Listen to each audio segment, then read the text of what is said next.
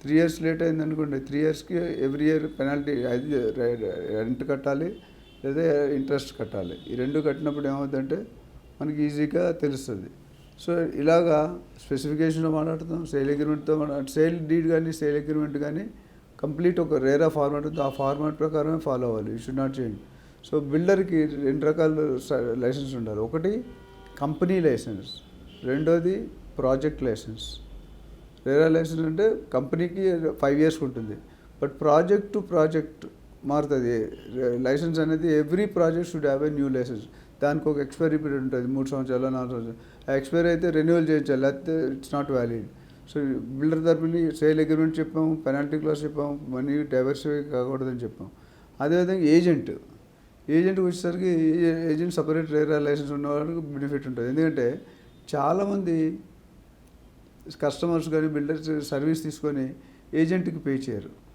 అప్పుడు ఏజెంట్ పరిస్థితి ఏంటి? అదే రేరా లైసెన్స్ ఉందంటే the agent can file a case on the buyer or seller to RERA about ఈ సర్వీస్ ఛార్జెస్. అది ఒక పెద్ద బెనిఫిట్, కొత్త మార్పు వచ్చింది. అంటే ఏజెంట్ కూడా ఒక లైసెన్స్ ఇచ్చి అథారిటీ ఇస్తారు, సర్టిఫికేట్ ఉంటుంది, రేరా నెంబర్ ఉంటుంది.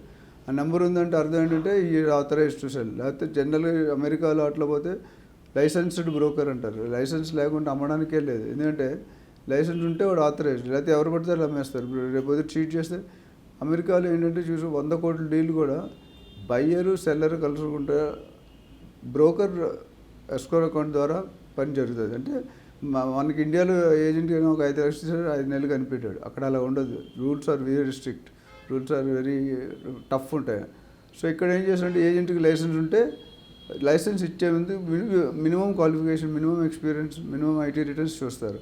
సో దాన్ని బట్టి వాడు క్రెడెన్షియల్స్, అట్లానే వాళ్ళు రిఫరెన్స్ ఎట్లా బిజినెస్ ఏం చేస్తున్నాడు, ఎన్ని రోజులు చేస్తున్నాడు, అసలు ఐటీ రిటర్న్ చేస్తున్నాడు లేదా, సర్వీస్లో ఏమైనా ఫాల్ట్స్ ఉన్నాయా, గూగుల్ నెగిటివ్ ఉందా, ఆఫీస్లో స్టాఫ్ ఉన్నారు, అసలు ఆఫీస్ ఉందా లేదా, విజిటింగ్ కార్డ్ ఉందా లేదా, వెబ్సైట్ ఉందా లేదా, ఇవన్నీ చెక్ చేసుకొని మాత్రమే ది పర్సన్ అలొకేటెడ్ లైసెన్స్. లేదా ఒక ఎఫ్ఐఆర్ కేసు ఉన్నాయనుకోండి రేరా ఏజెంట్కి, అంటే ఏజెంట్కి రేరా లైసెన్స్ కావాలంటే ఎఫ్ఐఆర్ ఉంటే ఇవ్వరు.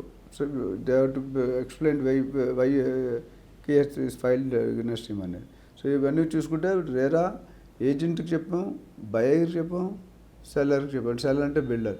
So builder will have 2 project licence. One is for their company, one is for their project. Each individual project has a different RERA. Agent మొత్తం ఒక లైసెన్స్. బయ్యర్కి చెప్పాం కదా, క్రాస్ కంట్రీ అంటే buyer can file a case on seller and agent can file a case on buyer and seller, అంటే vice versa అన్నమాట.